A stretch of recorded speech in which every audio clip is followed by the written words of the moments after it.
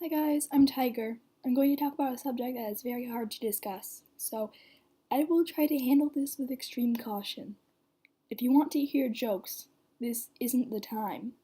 I'm talking about the attack itself, and then I'm going to talk about some of the disgusting reactions from both the left and the right. On May 22nd, an arena in Manchester was bombed. 22 people were killed and 59 people were wounded. This breaks my heart. My heart goes out to the families of the victims of this tragedy. Among these victims was an 8-year-old girl.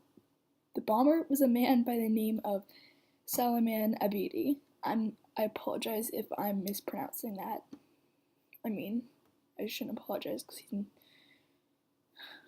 his parents are Libyan, but he was born in the UK. An ISIS member had warned about the attack prior to it happening, so it's safe to say this man probably has ties to ISIS. Ariana Grande was not hurt, but she was devastated. Now, this is a tragedy. I would expect people to be sympathetic about the deaths of all these innocent people. But now you're going to get very, very angry. Although much of the left has been handling this very well, one member of the left is trying to turn this into a social justice issue. This is a boy on Instagram by the name of Brown Trans Dad. The link to LGBTQA4U's post about him is in the description. He's a small page, but I don't care. You know why I don't care? Well, let's look at his post about the attack. In the picture, it says, in quotes, "Blair, don't you care for those kids?" And he responds with, "The ones in Iraq, Syria, Afghanistan, Pakistan, Palestine, etc. And listen, don't you dare think for a moment that I don't care about kids in those countries either. But Blair, we're not talking about those kids right now. You know how you say that you're not talking about other races when you say Black Lives Matter? This is like that. We're not saying we don't feel bad for the kids in those countries." He says, if your reaction to the Manchester attacks is, "Those darn Muslims, you're anti-Semitic." What? Anti-Semitic? Don't you mean Islamophobic? And then he goes on about how Britain has been bombing West Asia. And he said, "This is war. Suicide bombers should be expected." Blair, are you supporting this? And that's just a small Instagrammer. But you know what's not so small? Salon.com. Salon thinks this is an attack on women. It's not. Boys were killed too. I don't know how you sickos twist this into a feminist issue. It's a people issue. The article says, if you just happen to not be a girl or don't live with girls, I want to tell you how truly spectacular they are and what they're up against every day. I want to remind you what a refugee pop music is. You know what a refuge pop music is. Sorry. Music that speaks to you without judgment.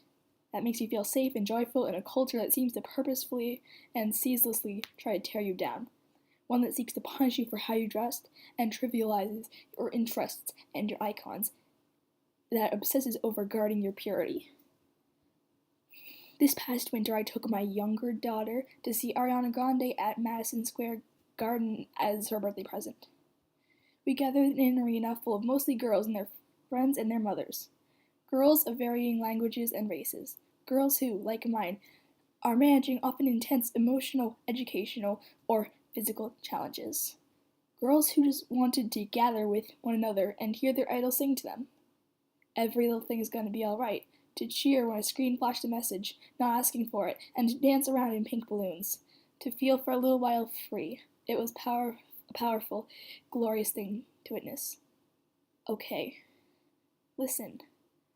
I know, her audience is mostly girls. You have to acknowledge that some boys do like Ariana Grande.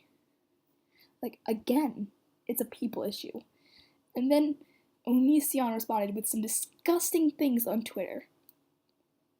He was like referring to people with cancer and saying anyone who posts about this wants attention.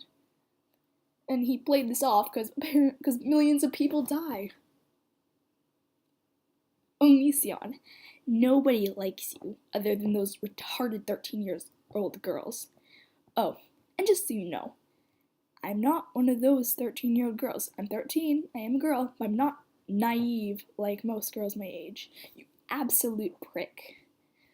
And to all you conservatives who are about to gloat in the comment section about how it's only leftists doing this, well, I have some news for you. This absolute retard by the name of American exceptionalism decided to laugh about this and make some retarded little normie memes. They justified this with a picture that was obviously photoshopped of her using the American flag as toilet paper. Then this insensitive little prick posted a retarded normie meme about the concert. It says, "When you preach about Islam being a religion of peace, but then your libtard fans get blown up by Islamic terrorists," followed by some laughing emojis. Oh my god, you idiot.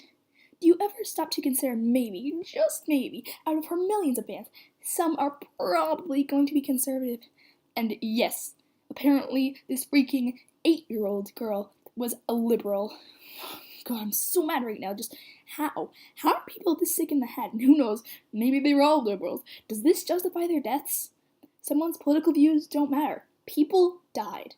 Say this to the faces of the families of the victims. I dare you. Oh wait, you won't. Here's some advice. If you wouldn't say it to their face, don't say it online. Screw you, Blair. Screw you, Salon. Screw you, Onision. Screw you, American exceptionalism.